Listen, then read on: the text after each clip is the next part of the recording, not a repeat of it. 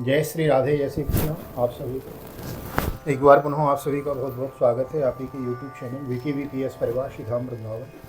मैं राधेश्याम वशिष्ठ आप सभी का बहुत बहुत स्वागत करता हूं और ले चलता हूं आज की पावन कथा प्रसंग में, जिसके अंतर्गत श्रीमद् भागवत के दशम स्कंद के उत्तरार्ध के 52वें अध्याय यानी कि 52वें अध्याय में हम प्रवेश करेंगे। बलराम जी के सुंदर विवाह की कथा हम श्रवण करेंगे और भगवान श्री कृष्ण के पास रुक्मणी जी का संदेश लेकर ब्राह्मण आते हैं।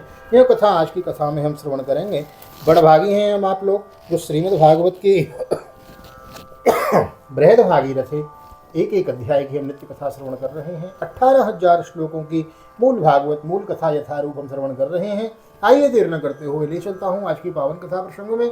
सर्वप्रथम करेंगे गोविंद नाम संकीर्तन। कीर्तन भी हम वही करते हैं तो श्रीमद् भागवत का मूल कीर्तन है। श्री कृष्ण गोविंद हरे मुरारी, हे नाथ नारायण वासुदेव।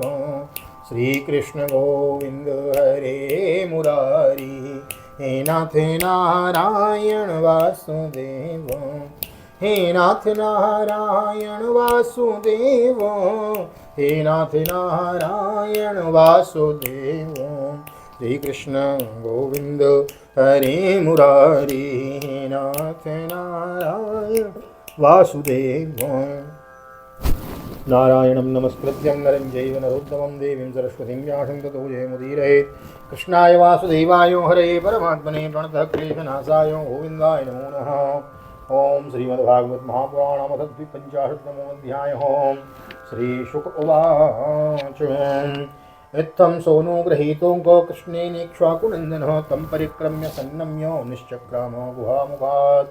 सवीक्ष्य चुल्लकान् मर्द्यान् पशून् वीरोद्वनस्पतीन् मत्वा कलियुगं प्राप्तं जगाम दिशमुत्तराम्।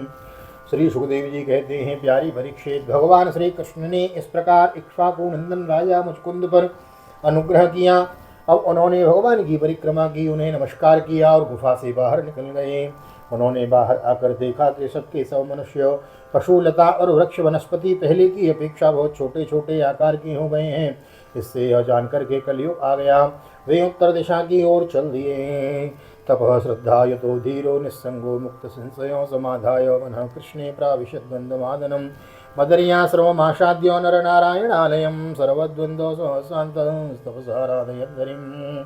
महाराज मुचकुंदो तपस्या श्रद्धा धैर्य तथा अनाशक्ति से युक्त एवं संशय संदेह से मुक्त थे। वे अपना चित्त भगवान श्री कृष्ण में लगाकर गंधमादन पर्वत पर जा पहुँचे। भगवान नर नारायण के नित्य निवास स्थान बद्रिका आश्रम में जाकर बड़े शांत भाव में गर्मी सर्दी आदि धुंध सहते हुए वे तपस्या के द्वारा भगवान की आराधना करने लगे हैं। भगवान पुनरावृज्य पुरीं वनवेष्टितां हत्वा म्लेक्षो बलं निन्ये तदीयं द्वारकां धनं। नीयमाने धने गोभिर्नविश्याच्युत चोदिते ही आजगामो जरासंधस्त्रयो विशंतनीकमाहो। इधर भगवान श्री कृष्ण मथुरापुरी में लौट आए। अब तक काले वन की सेना ने उसे घेर रखा था। अब उन्होंने म्लेच्छों की सेना का संहार किया और उसका सारा धन छीन कर द्वारिका को ले चले। जिस समय भगवान श्री कृष्ण की आज्ञानुसार मनुष्यों और बैलों पर धन ले जाया जाने लगा, उसी समय मगधराज जरासंध फिर 18वीं बार ही सज्जनी सेना लेकर आधमगाम विलोक्य वेगरवशं रिपुसैन्योश्य माधवो मनुष्य श्रेष्ठामापन्नो राजेन्द्रो वधूर्धृतं। विहाय विद्तं प्रचुरमभीतो भीरभीतवदपद्भ्यां पद्मोपलाशाभ्यां चीरदुर्ब्रह्मयोजनम्। परीक्षित, शत्रु सेना का प्रबल वेग देखकर भगवान श्री कृष्ण और बलराम मनुष्यों की सी लीला करते हुए उसके सामने बड़ी फुर्ती के साथ भाग निकले।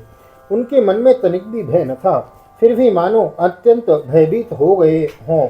इस प्रकार का नाट्य करते हुए वह सबका सब धन वहीं छोड़कर अनेक योजनों तक वे अपने कमल दल के समान सुकोमल चरणों से पैदल भागते चले गए। बोलो रण छोड़ राय भगवान की जय। पलाय मानो तौ दृष्ट्वा मागधः प्रशन् बली अनुवधावद रथानीकैरीशयोर प्रमाणवेत्। प्रद्युत्य दूरं सश्रान्तो तुंगमारोहतां गिरिं। प्रवर्षणाख्यं भगवानो नित्यदा यत्र वर्षति। गिरौ नीलीना वाग्यायो नादिगम्य पदं नृपो ददाह गिरिमेदो विषमन्तादग्निमुत्सृजन्। जब महाबली मगधराज जरासंध ने देखा कि श्री कृष्ण और बलराम तो भाग रहे हैं, तब वह हंसने लगा और अपनी रथ सेना के साथ उनका पीछा करने लगा। उसे भगवान श्री कृष्ण और बलराम जी के ऐश्वर्य प्रभाव आदि का ज्ञान न था। बहुत दूर तक दौड़ने के कारण दोनों भाई कुछ थक से गए और वे बहुत ऊंचे प्रवर्षण पर्वत पर चढ़ गए। उस पर्वत का प्रवर्षण नाम इसलिए पड़ा कि वहां सदा ही मेघ वर्षा किया करते थे। परीक्षित जब जरासंध ने देखा कि वे दोनों पहाड़ में छिप गए और बहुत ढूंढने पर भी पता न चला, तब उसने ईंधन से भरे हुए प्रवर्षण पर्वत के चारों ओर आग लगवाकर उसे जला दिया है।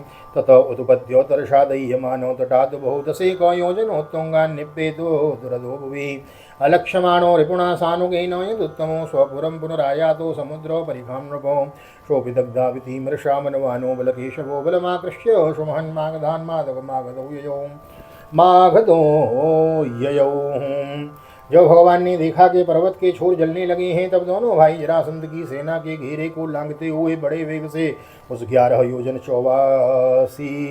44 कोष ऊंचे पर्वत से एकदम नीचे धरती पर कूद आए। राजन, उन्हें जरासंध ने अथवा उसके किसी सैनिक ने देखा नहीं और वे दोनों भाई वहां से चलकर फिर अपनी समुद्र से घिरी हुई द्वारिकापुरी में चले गए। जरासंध ने झूठ मूठ ऐसा मान लिया कि श्री कृष्ण और बलराम तो जल गए। फिर वह अपनी बहुत बड़ी सेना लौटाकर मगध देश को चला गया। आनर्ताधिपति श्रीमान रेवतो रेवतीं सुतां ब्राह्मणः चोदितः प्रादात् बलायेति पुरोदितं भगवान् अपि गोविन्दो उपयेमे कुर्दवः वेदर्भिं भीष्मकसुतां श्रियो मात्रा स्वयंवरे प्रमध्योऽन्तरसाराज्ञो साल्वादिश्चेद्यपक्षगान् पश्यतां सर्वलोकानां तार्चपुत्रो सौदामिवो। राजन, उन्हें जरासंध ने अथवा उसे किसी सैनिक ने देखा नहीं।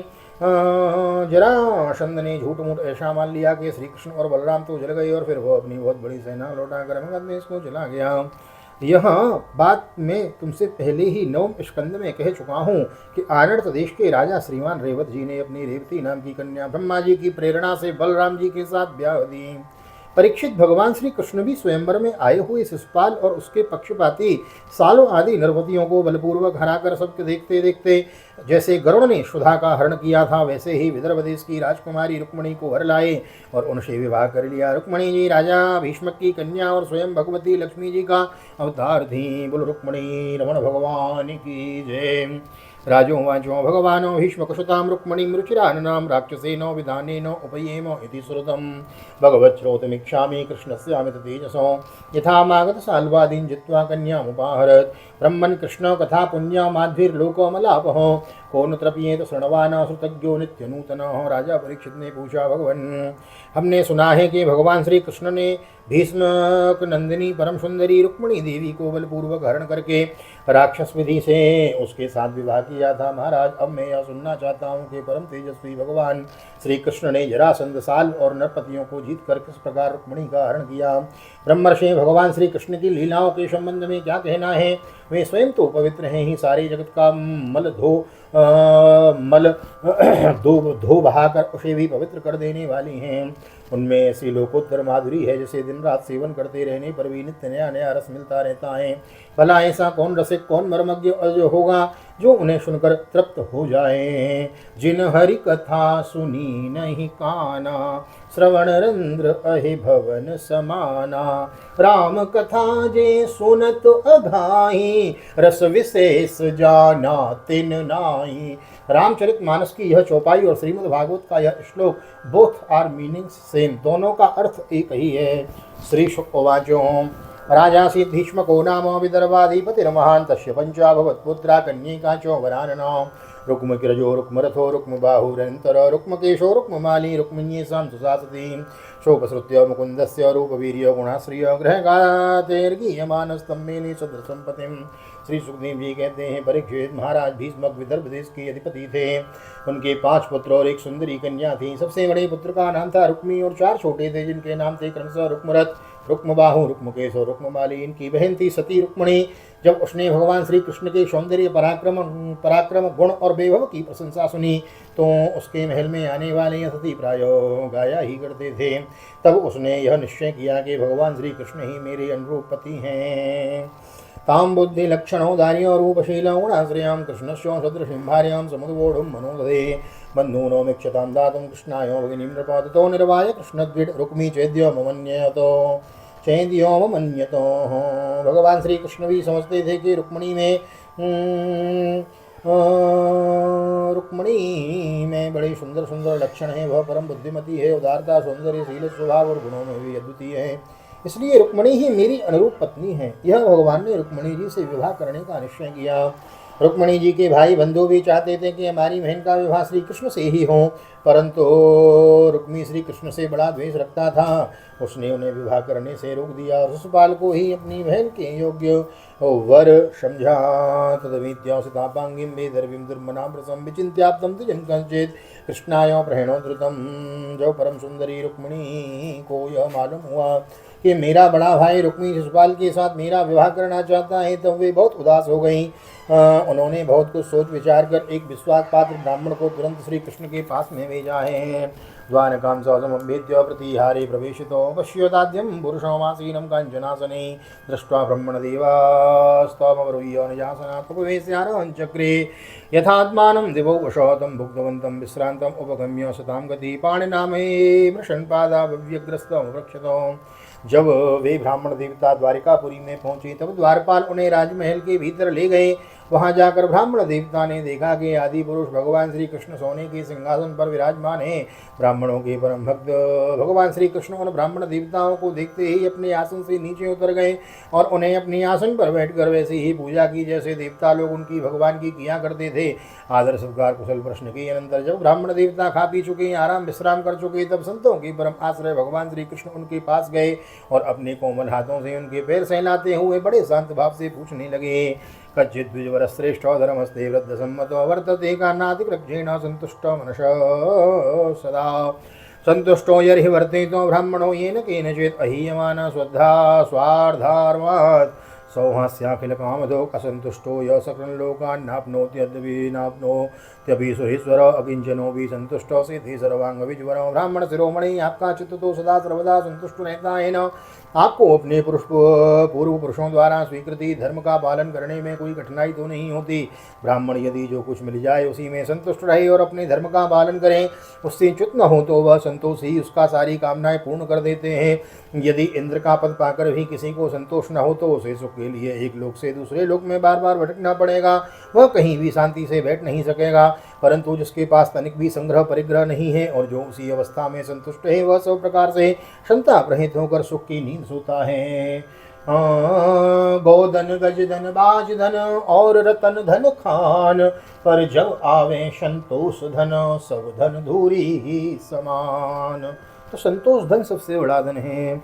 विप्रान स्वलाभान संतुष्टान साधुन भूत सुहत्तमान निरहंकारिण शांतान नमस्ये शिरसा सकृत। कच्चित वह कुशलम ब्रह्मन् राजा तो यस्य हि प्रजा सुखम वसंती विषये पाल्यमाना समी प्रियो। जो स्वयं प्राप्त हुई वस्तु से संतोष कर लेते हैं, जिनका स्वभाव बड़ा ही मधुर है और जो समस्त प्राणियों के परम हितैषी अहंकार रहित और शांत हैं, उन ब्राह्मणों को मैं सदा सिर झुकाकर नमस्कार करता हूँ। ब्राह्मण देवता राजा की ओर से तो आप लोगों को सब प्रकार की सुविधा है न, जिसमें राज्य की प्रजा का अच्छी तरह से पालन होता है और वह आनंद से रहती है, वह राजा मुझे बहुत ही प्रिय है। ये तस्त्वमागतो दुर्गम निस्तिर्येह यदिच्छया सर्वं न ब्रूय गुह्यं चेत् किं कार्यो गर्वामते एवं संप्रश्नो ब्राह्मणः परमेष्ठिनो लीलाग्रहीत देहेन तस्मै सर्वं वर्णयत्। ब्राह्मण देवता आप कहाँ से, किस हेतु से और किस अभिलाषा से इतना कठिन मार्ग तय करके यहाँ पधारे हैं? यदि कोई विशेष गोपनीय न हो तो हमसे कहिए, हम आपकी क्या सेवा करें। परीक्षित लीला से ही मनुष्य रूप धारण करने वाले भगवान श्री कृष्ण ने जब इस प्रकार ब्राह्मण देवता से पूछा तब उन्होंने सारी बात कह सुनाई। इसके बाद ये भगवान से रुक्मिणी जी का संदेह कहने लगे। रुक्मिणीयो वाचो श्रुत्वा गुणान् भुवन सुंदर शृण्वतां ते निर्विश्य कर्ण विवरै हरतोंगतापं रूपं दृशां दृश्यमताम् अखिलार्थलाभं द्वय्यच्युता विशतचित्रमुपद्रवं मे।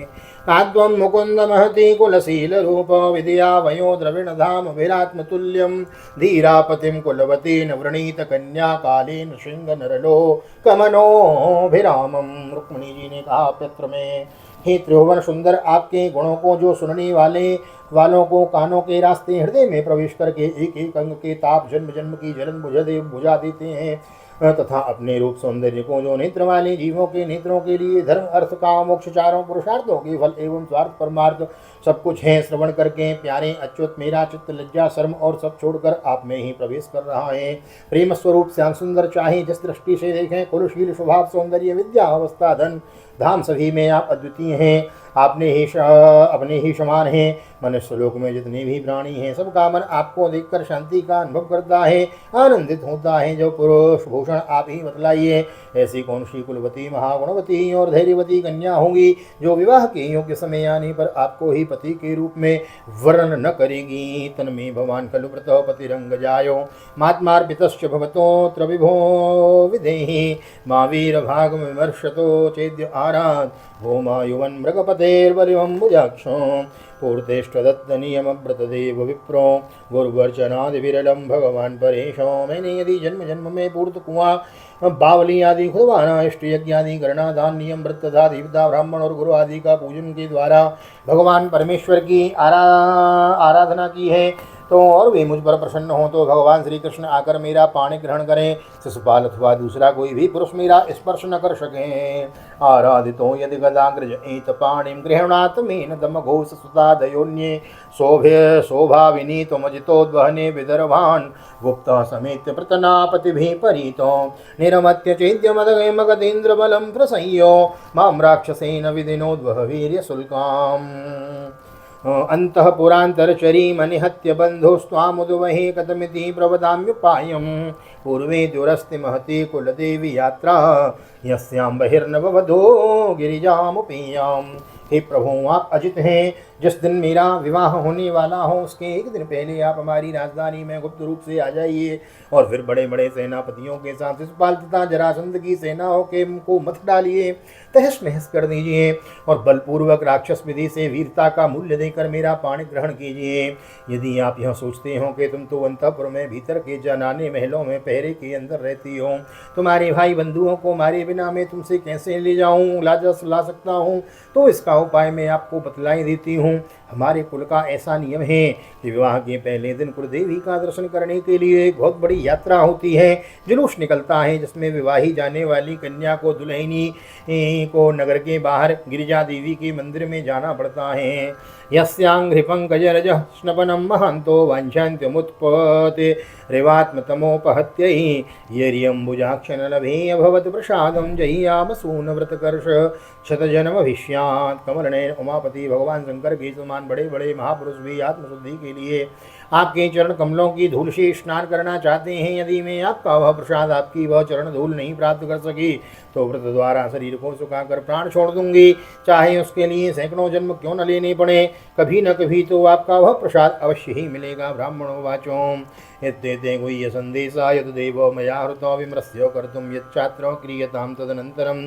ब्राह्मण देवता ने कहा, यदुवंश शिरोमणि यही रुक्मिणी की अत्यंत गोपनीय संदेश है जिन्हें लेकर मैं आपके पास आया हूँ। इसके संबंध में जो कुछ करना हो विचार कर लीजिए और तुरंत ही उसके अनुसार कार्य कीजिए। श्रीमद्भागवते महापुराणे पारमहंस्यां संहितायां दशमस्कंदे उत्तरार्धे रुक्मिणी विवाह प्रस्तावे द्विपंचाशत्तमोत्सवः श्री बालकृष्ण चरणार्पणमस्तु। कृष्णाय वासुदेवाय हरये परमात्मने प्रणतक्लेशनाशाय गोविंदाय नमो नमः।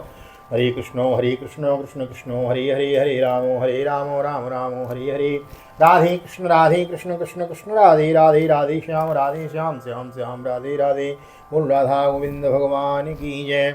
श्री रुक्मणी रमण भगवान की जय। निम्बार्क भगवान की जय। राधा सर्वेश्वर भगवान की जय। श्रीमद्भागवत महापुराण की जय। श्री वेद व्यास जी महाराज की जय। श्री सुखदेव जी महाराज की जय। श्री राजा रामचंद्र भगवान की जय। राजा परीक्षित जी महाराज की जय। आज के आनंद की जय। श्री हनुमान जी महाराज की जय। भैया की जय। ऋषि मैया की जय। अपनी अपनी माता पिता की जय। गुरुदेव भगवान की जय।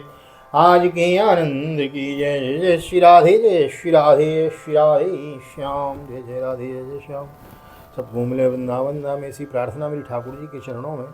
यहाँ तक वीडियो बने हैं तो वीडियो को लाइक कर दीजिए, शेयर कर दीजिए और कमेंट में रुक्मिणी रमण भगवान की जय लिख दीजिए, क्योंकि आज भगवान कृष्ण और रुक्मिणी की विवाह की तैयारी हो रही है।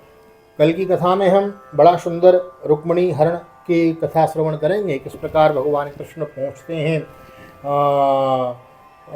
कुंदनपुर में और कुंदनपुर में पहुँच के किस प्रकार भगवान रुक्मिणी जी का हरण करके लाते हैं और फिर किस प्रकार भगवान का रुक्मिणी जी के साथ में मंगल होता है, यह कथा हम कल की कथा में श्रवण करेंगे आने वाली वीडियो में। तब तक के लिए बने रहिए, चैनल पर बने रहने के लिए बहुत बहुत हृदय से धन्यवाद। और अभी पिछले कल हम यमुना जी गए थे तो उसकी भी लाइव एक छोटी सी की थी, तो यदि उसका नोटिफिकेशन ना आया हो तो सेक्शन में जाके आप उसको देख सकते हैं। किसी घाट का बड़ा सुंदर दर्शन है। तो बने रहिए चैनल में, मिलते हैं अगली वीडियो में। तब तक के लिए आप सभी को हृदय से ठाकुर जी का दर्शन करते हुए भागवत निकेतन से मैं राधेश्याम वशिष्ठ हृदय से प्यार भरी आप सभी को जय श्री राधे, जय श्री कृष्ण, हरि ओम।